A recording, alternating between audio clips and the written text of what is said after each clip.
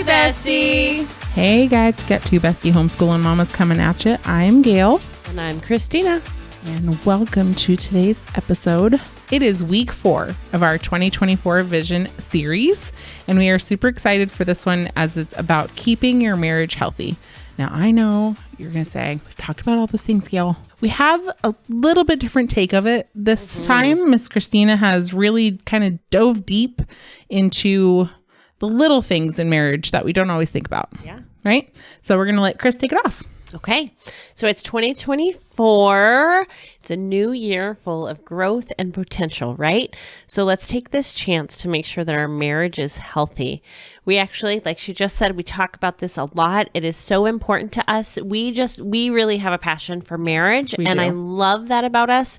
We've said it before, we come from, homes where our parents weren't together. And so it is super important to us that we keep marriages together. Yeah. Encourage you to work it out or Yes. figure out how to be friends again, how to Yes. fall in love again or stay in love. Exactly. So instead of talking about those things that we've talked about before, we're going to talk about the little things that make all the difference. So we've talked about the dating, often the speaking kindly to your spouse, being more intimate. Like those are kind of big general things, right? So today she's got some eensy beensy ideas that make a huge difference. Absolutely. So let's talk first about talking to your spouse, but not just talking to your spouse, really listening. Yeah. So I was actually convicted a little bit this week. And talking to a friend. We were just talking about that, paying attention when your spouse is talking to you and not scrolling on your phone. Like put your phone down. Like half listening. Yeah, because we all do it, right? Especially if you are... Okay, so I am married to a computer geek and I love my computer geek, but I don't speak computer geek, right? So sometimes when we are talking, it's like he's talking a whole nother language that I don't understand and I can't relate to, and I don't have those reference points. And it can be really hard sometimes to stay focused. Right. But it's important to him. Yeah. So I need to make effort to make sure that I'm really listening. Right. Ask the questions, make the eye contact, put the phone down, just really be intentional about having those conversations where you can both share the things that are important to you and just really paying attention. Yeah. Yeah, for sure. I mean, it goes both ways. You don't want to talk at your spouse and, you don't want to just be spatting information to them, especially if you think that they aren't going to remember what you're going to say. And it's not something important. So it's also your responsibility when you guys are talking, if he has his phone up or, is watching TV or something. If you say, hey, this is important real quick, could you pause whatever you're doing and we can talk? Or is this not a good time? You have to be intentional too about getting the attention that you need. Not in a nagging way, not in a, terrible way, but we have to make sure they're listening too, because if we're talking at them, and you see that they're clearly doing something else, but then a week later, they don't remember that Aunt Sue is coming, and staying for a week. Right. Make sure that that's not really their fault. Right. Make sure that those conversations that you are having, both directions, that you're listening and focused. Absolutely. And I would add too, we women like to complicate things sometimes. Oh yeah. Oh, sure. Sometimes we come at our spouse and we have a problem. Guys naturally want to fix our problems. It's just in them. But sometimes we just need them to listen. Yeah. Voice that too. You have to voice that because if you don't voice that to them, they're in fix it mode and then they try to fix it and that's not what you need or want. Right. And then it just becomes a fight. Right. You're irritated that he didn't just listen the way you wanted him to. Right. So use your words, as we would say with our kids, right? Use your words and say, I just need to vent.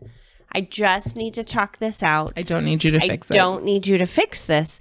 And then he can listen and turn off all of the fix it that he wants to do. Right. All their little cards that pop up in their heads with, okay, step 1, step 2.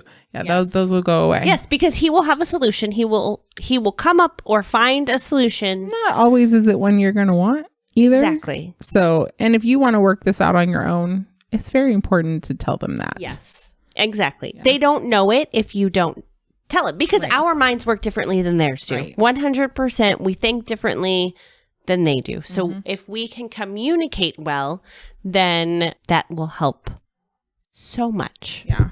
And that goes for even like silly little conversations. You know, like silly conversations. Okay. And I know this is silly, but my husband reads, him reading the books every morning is not silly, but like I want to talk to him like as soon as he gets out of the bedroom, and he wants to read. And so he will put his finger on where he has stopped reading and look at me. Okay, tell me now. See, he's showing you that he's listening. He is. And it's because I think, 1, he wants to hear me, and 2, he doesn't want to lose his place in his book and have to reread the page over again. So he puts his finger where he is. It cracks me up every single time I see him do it. And let me tell you, he does it about 17 times in a morning, about every day, because I wake up and I have all the things to say. I don't know why. Well, usually because he gets home after I'm in bed, and so he didn't see anything from the day before, and so I have all these things to share. That will be changing soon, so hopefully that won't be so bad in the morning, and I can just let him be. So David and I have started taking walks, and it is pretty much my word vomit session, because he's just gotten off of work. I've been with the kids all day. And it's just, we are walking and I am word vomiting all over, and he can't get a word in edgewise. Yeah. And so which is weird for him, because he's good with the words. And it's weird for me. He's the talker. I am not typically, right? But we have just realized that this is that time of day where I need to talk and he needs to listen. And then on our walk back, he'll be able to chime in and tell me whatever he wants to. But I just have to get all of those words out. Yeah. And it works for us. That's funny. So I will say too, knowing your husband's love language helps in this area too, right? Because if maybe they're not a big talker, maybe that's not something that they enjoy. It's still important. You still have to do it. You still have to be able to communicate. But if they have a love language, everyone has a love language. So we want to know what that is so that we can show them how to love them well in their how they'll receive it. Yes, absolutely. So know your spouse's love language on top of that. My husband's is, physical touch. Always. I think that's almost always men's first or second. Yeah. And quality time. Quality time. That's an awesome one. My husband is acts of service. Oh, that's a very close second. I think it used to be only that, but that was because he didn't see it as much as he wanted to. And now that I'm home, he sees it all the time. So I think that the quality time has really switched over for him. It does change, guys. Oh, yeah. As we get older and we change. Absolutely. So, I mean, that might be an inventory you want to take every couple of years. Yeah. We're going to get down to a section where we'll kind of talk about dreams and like yearly goals for your marriage. So maybe that would be something you could set in there. Yeah, absolutely. To like retake the test every year. Yeah. And know them. Make sure you're loving each other. That fills each other's tanks. Absolutely. Yep. All right. So let's talk a little bit about taking care of ourselves, which it's us, right? It doesn't always feel like us taking care of ourselves would impact our marriage, but it is such a big part of our, it's a big part of who we are. And we as moms tend to put ourselves last, right? We do all the things for our husband. We do all the things for the kids, but do we really take time for ourselves? So what are some things that you do to take care of yourself for your husband? Well, I'm learning how to take better care of my body so that I'm here for a longer period of time on this earth, as long as Jesus doesn't come back next week. And then it'll all be for naught. But, I want to be healthy. I want to live as long as he does. And as the way it stands, and my medical issues, that may not be the case. And so I'm learning to do that for me and for him. Sure. Yeah. And then, well, I don't know, just things to keep me sane. Coffee, going potty by myself is huge. Yes. It's huge. It is huge. It is huge. So I think of things that make Bible reading has been much better this year. Absolutely. And that's super helpful. Sorry, Yes. I just thought of that. No, that's a great new one. for me. That's a great one. Consistently. Yeah. Mm-hmm. And that's probably the most important one, to be honest, out of everything. Mm-hmm. For me, need to do things that help me feel pretty. Because for me, it is easy to be the frumpy mom with the messy bun and the pajamas all day long. And this should be a whole nother episode that we will do. But it's easy to be that frumpy mom. And because I'm serving everybody else all day long, I don't necessarily have or take the time to take care of myself. But when I do, and I feel pretty because I did my nails, or I put on some makeup, or I got something cute to wear after the kids are in bed, whatever it is, Amen, sister. Right? Do the things that make you feel pretty, because when you feel pretty, it changes things for your spouse. I do that too. Right? Yeah. I mean, these are all things that it's easy to get dressed up and put on some makeup when you were going out on a date night. Right. Not so much when you're staying home. Right? And it's going to all come off in a minute anyways. Now we're going to have to put a different rating on this one. Nah, it's fine. It's fine. So make sure to take time to do those things for yourself, but not just for yourself, for your spouse. Right. It really does make all the difference. Yeah. And if you are going to church together, it's important to pray together. Yes. Yes. I mean, I know that there are some of the ladies out there who are going to church by themselves. And I hope you are praying over your husband every single day. And I hope that changes for your marriage and for your life. But if you guys are a God-fearing couple, you should be praying together. Absolutely.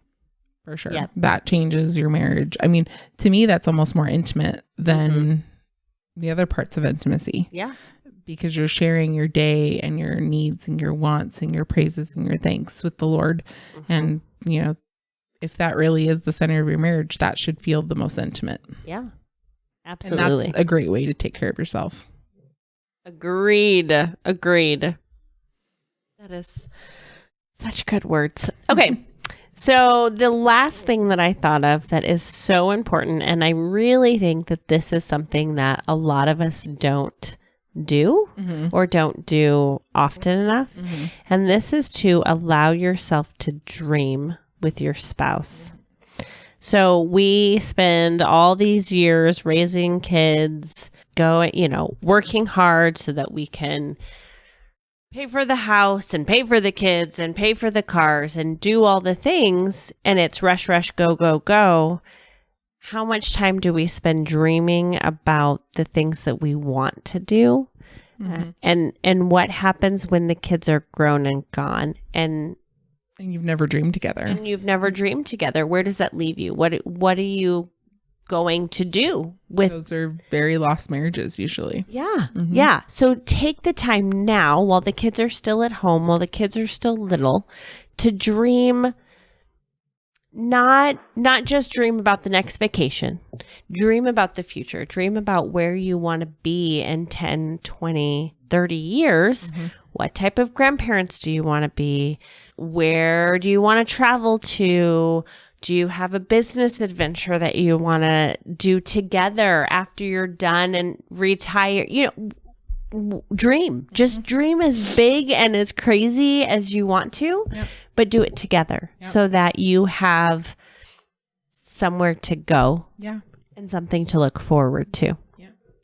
There is a really cool couple. Well, I've actually seen a couple couples do this on social media, but they take their spouse away for a weekend or whatever, right around New Year's, like around that time. I don't know exactly when they go, but they go to a hotel, and some of them will do their year planning in the hotel room, and they'll bring like big long sheets of like butcher paper, or they'll go to a local library where they're staying or whatever and use one of the quiet rooms or something like that. And they draw out what they want for the next year.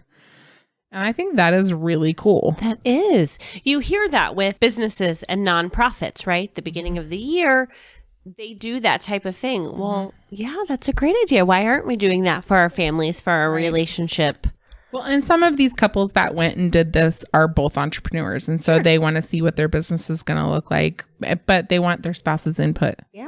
You know, and they want, or their businesses together. And so they want to do a marriage/business, you know, year-long plan. I thought that was a really cool idea. Absolutely. Like to get away. Yes, please.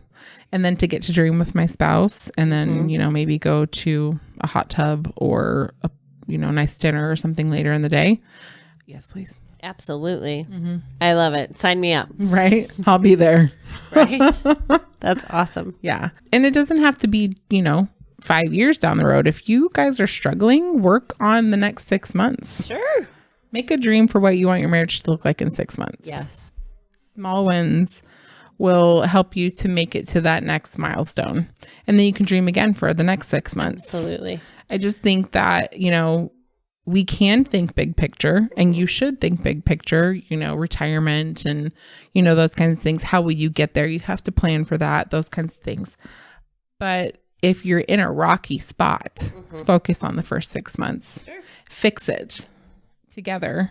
And then you can move on with bigger dreams once you have repaired whatever damage is happening right there or whatever trauma you need to work through or whatever. You know, those are definitely things you need to address before you start long-term dreaming, because that's just tearing. Obviously, we've said we want marriages to be healthy. We want them to be together. And I know that that's not always 100%, especially nowadays. So let's say you dream that 15, 20 years, you're going to mourn even more if you are not repairing what's happening now. So, I mean, if you are really struggling in your marriage, it might be best to dream short term and do the marriage repairs before you start doing big goals. Sure. I think that big goals are important. Absolutely. But only if you're healthy. Absolutely. So that's kind of just my thought, my Wilson 4-2. Aww. Yes. So. Wilson 4-2. Love it. So these are all little things that we can do just every day, right? Instead of always focusing on the bigger things. Yeah, like the weekly dates or monthly dates or right. These are things that you can do all throughout your week. All day or day. Right? That add up to, okay, your spouse is seeing that you are paying attention when they talk. They're seeing that you're taking an extra step to make yourself feel beautiful and therefore more, I don't want to say appealing, because it's not about the looks. It's really about the way you feel. Right. It's really how you feel about it. Yeah. How that changes things. They see that and they appreciate that. And then dreaming together. These are all things that you can do that really just help things along. Yeah, for sure. It keeps it healthy because you're working on it daily. Absolutely. And you'd be surprised how when these little things are forgotten, how they all of a sudden become the big things. Absolutely. Absolutely. One of the best pieces of advice I got before we got married was that your spouse, it's always easier for your spouse to see the things that you forget to do rather than see the things that you do consistently that you always do, right? So if I am not great at making the bed, right? So he notices that I don't make the bed, right? But if I were to change that and make an effort and make the bed, that's going to be the first thing he notices. Now, this is just a little thing. Does it matter if I make the bed or he makes the bed? It doesn't really matter. But if he's seeing that I'm making an effort, that's huge. Right. It really is about effort and behavior. Yeah. Yeah, absolutely. And modifying those behaviors to really be in a combination relationship opposed to a selfish relationship. Right. Because when you start to reflect on what that person needs and how you can accomplish that, then it becomes a partnership. Absolutely. Like it really does. Absolutely. Because you're putting that person's needs or wants or requests above your own. Yeah. You know, and that definitely gets noticed. Yeah. For sure. It's important. We should be doing that. As their spouse, we should be putting their needs and their wants above ourselves. And they're going to be doing the same for you, right? Right. So then both of your needs and wants are being met. Mm-hmm. Yeah. That's a healthy relationship right there. Yeah. And I mean, it's always about communication. And absolutely. That's the number one everything all the time. So if you have communication and you can figure out how to talk to them, so most of the other things come into play. But these other little things are not something you always think about. Right. So right. Because we're moms and we're busy and we have about 18 tabs open in our brain. And we don't know where the music's coming from. Yep. Absolutely. All right, guys, if you resonated with this episode or you know someone that would really, really love this information, make sure to share it, like it, subscribe, write a review, do all the things to make sure that this gets out to who it needs to get to. Again, we're super passionate about marriages. And if you know someone or you are someone who is in a struggling relationship, marriage, then, you know, we definitely got some things on here for you. Christina's and my marriage to our husbands are not perfect. Nope. But they're pretty darn good after 20 years. Yep. Yeah. All right. Miss Christina's going to pray us out. All right. Dear Heavenly Father, thank you so much for everyone listening. Thank you for our marriages. We know that they're not perfect and we know that we struggle, but we are so thankful for our spouse and we are so thankful for the chance to be their spouse. Just be with us as we go about our days. Help us to put our spouse first and above ourselves and to lean on you when we need to. Thank you again for loving us unconditionally, even though we are not worthy. Pray this in your holy name. Amen. Amen. All right, guys. We'll see you next week. Bye. Bye. Hey, bestie.